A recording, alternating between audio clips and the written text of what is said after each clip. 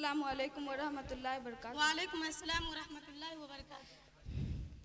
अम्मी, आज ऑफिस में इतना काम था, मैं तो थक गई हूँ। अम्मी, भाभी कहाँ है? दिखाई नहीं दे रही। वो तो सदा सोती रहती है। जब भी मैं ऑफिस से आती हूँ भाभी मुझे दिखाई नहीं देती। इतना थकी हुई होती हूँ, एक गिलास पानी तक नहीं पूछती। न वक्त पर खाना मिलता है, न धुला धुलाया कपड़ा मिलता है। अभी मुझे शॉपिंग पर जाना है, मेरे कपड़े पर इस्त्री भी नहीं है। और अभी मैं क्या पहनूंगी? मेरे ससुराल से लोग आ रहे हैं, सारा घर बिखरा पड़ा हुआ है। वो लोग अगर देखेंगे तो क्या सोचेंगे? अम्मी, तुम बहू बनाकर लाई हो या मालकिन बनाकर लाई हो? कहती है अपने कपड़े, अपने अम्मी के कपड़े खुद ही धोया करो। आखिर उसे किस बात का गुरूर है? अम्मी, तुमने तो उसे अपने सर पर चढ़ा रखा है, देखना तुम एक दिन बहुत पछताओगी। ठीक है बेटी, अभी उस चुड़ैल की खबर लेती हूँ। वो मेरी बेटी को इतना तकलीफ दे रही है, वो अपने आप को समझ के क्या रखी है। अरे रोशनी, इधर आ। क्या बात है अम्मी? चल, बड़ी आई अम्मी की बच्ची, तुमको मैं बहू बनाकर लाया या मालकिन? तुम सब पर हुकूमत करने के लिए आई हो। तुम रफत का कपड़ा क्यों नहीं तैयार की और वक्त पर खाना क्यों नहीं देती? और आज मालूम नहीं ससुराल वाले आ रहे हैं तो तैयारी क्यों नहीं की? अम्मी, दिन भर मेकअप में लगी रहेगी तो खाना कब पकाएगी? हाथ काले पड़ जाएंगे ना, बर्तन कैसे धोएगी? हाथ घिस जाएंगे ना। एक हफ्ता पहले मैंने 1 दर्जन साबुन लाया था, 1 हफ्ता भी नहीं चला कि सारा साबुन खत्म हो गया। हाय अल्लाह, मैं तो थक गई हूँ। कभी ये खत्म, कभी वो खत्म। कभी तू आँख से देखा होगा तब ना। जब से ये घर पर आई है, घर की सारी बरकतें चली गई। यह गलत बात है अम्मी। मैं तो वक्त पे खाने भी देती हूँ, कपड़े बराबर धुलती हूँ, रात देर तक काम की है। रफत के बिस्तर पर सो गई तो क्या शिकायत कर रही है?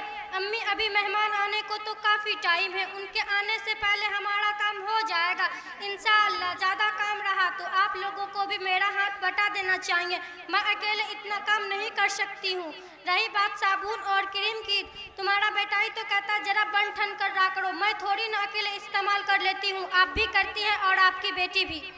अरे मनोज, तू कौन होती है मेरी बेटी के बारे में कहने वाली? तेरा बाप ला कर देता है एक कौड़ी का सामान भी, हमने समझा आएगी, करेगी, खिलाएगी, लेकिन तू तो सारा घर पर कब्जा करने के लिए आई है। लेकिन अब तेरा यहाँ अब कुछ नहीं होगा। तू आज अपने बाप को फोन करके बोल, मुझे टीवी, फ्रिज और सारा जहेज का सामान चाहिए, लेकिन आज से मेरे बेटी का बिस्तरा और कोई सा भी सामान हाथ न लगाना। अम्मी, अब तक जो हुआ उस बात से माफी चाहती हूँ। मेरे शादी के वक्त मेरे माँ बाप के पास जितना था उन्होंने दिया, अब मैं कुछ नहीं ला सकती। अरे भिखारी, तू क्या लाई? अगर 1 महीने के अंदर कोई सामान ना लाई तो देखना मैं तेरा क्या करूँगी। आने दे मेरे बेटे को, आज ही तुझे घर से निकाल दे।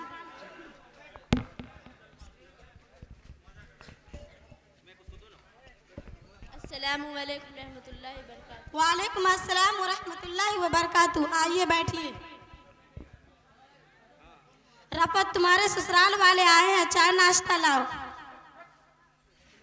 बर्तन, पलंग, बाल्टीन, ये सब क्या है? हम भीख में आए हैं क्या? क्या इनमें sofa, AC, fridge, washing machine, cooler, Godrej, ये सब क्या है? आप अपना सामान यहीं रखिए और अपना बेटी भी रखिए, हम जा रहे हैं।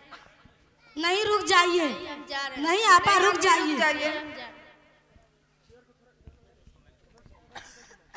अस्सलामु अलैकुम वरहमतुल्लाहि वबरकातुहू। वालेकुम अस्सलाम वरहमतुल्लाहि वबरकातुहू। अरे आप लोग क्या दंगे फसाद कर रहे हो? देखो आप यहाँ की औरत कितनी वादे खिलाफ होते हैं। शादी से पहले 1 कबल महीने कह रहे थे कि जहेज का सामान दूंगी, आप टाल मटोल कर रही है। देखो आपा, आपके यहाँ अरे आप लोग क्या दंगे फसाद कर रहे? देखो आपा, हमने ये क्या जहेज के सारे रस्मों वगैरह निकाल रखे।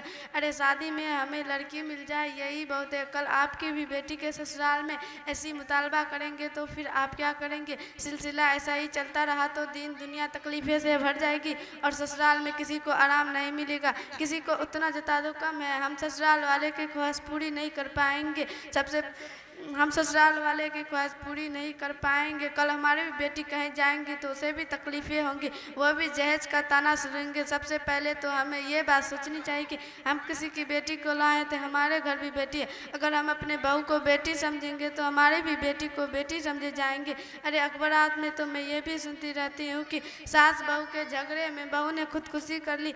अरे कैसी सास है, बहू को जला दिया, मार डाला, तकलीफ़ें दी वगैरह वगैरह, और कैसे तकलीफ़ें दी वगैरह। आप सुनते होंगे तो यह सुनते, हम किसी की बेटी को अपने घर बहू बनाकर लाते हैं तो उसे नौकरानी समझा जाता है। छोटी छोटी गलती पे उनके ख़ानदान वालों को नालत मुलामत फेरने लगते हैं। हदीस में ये तो नहीं, मेरे आप सल्लल्लाहु अलैहि वसल्लम ने 3 बार खस्मे खाकर कहा, हर वो शख्स मोमिन नहीं। सहाबा ने अर्ज किया, वह कौन? आप सल्लल्लाहु अलैहि वसल्लम ने फरमाया है कि ऐसी शरारतों से आपका पड़ोसी महफूज नहीं। पड़ोसी के बारे में इतनी वईद है जो आपके ख़ानदान का एक फ़र्द बन चुका है, इसीलिए अपने पड़ोसी को तकलीफ़ें देना कितना बड़ा गुनाह है। इसीलिए मैं अपने माँ और बहनों से गुजारिश करती हूँ कि घर आने वाले बहू को बेटी समझे, उनके लिए मोहब्बत का खजाना खोल दे। अरे आपा, आप तो हमारी आंखें खोल दी। अब तक अंधेरे में थे और एक दूसरे पर तहमत लगा रहे थे और एक दूसरे पर जलील कर रहे थे। तो हमारी ज़िंदगी का फैसला बन चुका था। आपा मुझे माफ़ करना, मैंने आपसे जिद की तलवाई। मैंने माफ़ किया, अल्लाह भी माफ़ करेगा। बेटी जरा बहू को बुलाओ। भाभी क्या बात है अम्मी? बहू माफ़ कर दो, मैंने तुम्हारे साथ जुल्म किया और जहेज का मुतालबा किया। मैंने माफ़ किया, अल्लाह भी माफ़ करे। शुक्रिया, हम सब की आंखें खोल दी। हम सब मिलजुल के रहेंगे इंशाअल्लाह। अस्सलामु अलैकुम व रहमतुल्लाहि व बरकातुहू। अस्सलामु अलैकुम।